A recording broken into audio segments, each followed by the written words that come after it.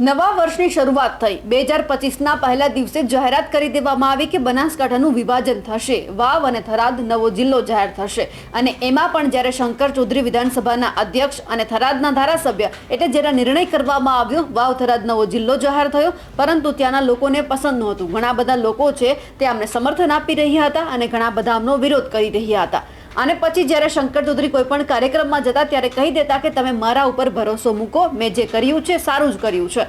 હવે ફરી એક વખત શંકર ચૌધરી મેદાનમાં આવ્યા છે અને આ વખતે તેમનો એક નવો જ અલગ જ અંદાજ દેખાયો છે।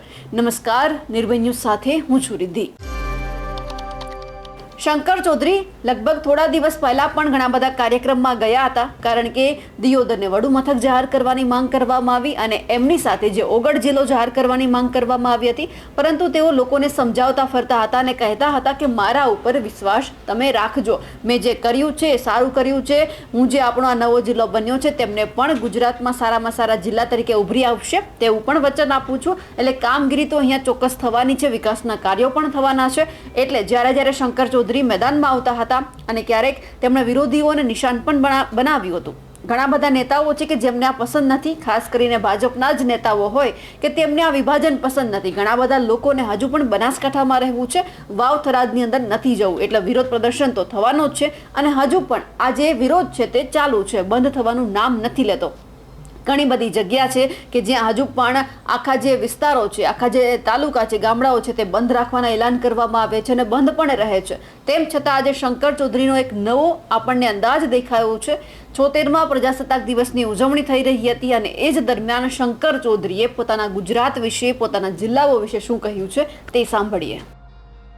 આ ધરતીના સંતાન ઉમાશંકર જોશીની પંક્તિઓને યાદ કરીએ તો મળતા મળી ગઈ મોઘેરી ગુજરાત, ગુજરાત મોરી મોરી રે, ભારતની ભોબમાં જાજેરી ગુજરાત, ગુજરાત મોરી મોરી રે, સાબરના મર્દોના સણલ સુડાવતી, રેવાના અમૃતની મરમર ધવરાવતી, સમુદ્રના મોતીની સોળો નવરાવતી, ગુજરાત મોરી મોરી રે, ગુજરાત મોરી મોરી રે, ગિરનારી ટૂંકોને ગઢરે ઈડરિયો, પાવાને ટોડલે મા કાળી મૈયા, ડગલે ને ડુંગરે ભર દેતી હૈયા, ગુજરાત મોરી મોરી રે, ગુજરાત મોરી મોરી રે, વંદે માતરમ।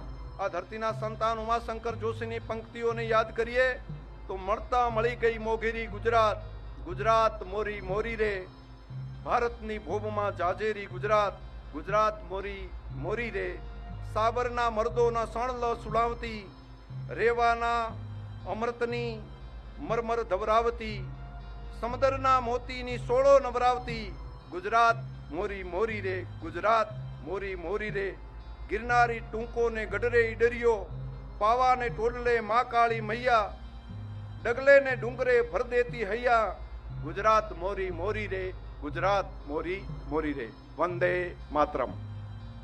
શંકર ચૌધરીને તમે અલગ અલગ અંદાજમાં જોયા છે, પણ આ વખતે એમનો જે શાયર અંદાજ છે તેમને લઈને આપનું શું કહેવું છે કમેન્ટ કરીને ચોક્કસથી જણાવજો। સાથે જ અમારી નિર્ભય ન્યૂઝ ચેનલને લાઇક, શેર અને સબસ્ક્રાઇબ કરવાનું ભૂલશો નહીં। નમસ્કાર।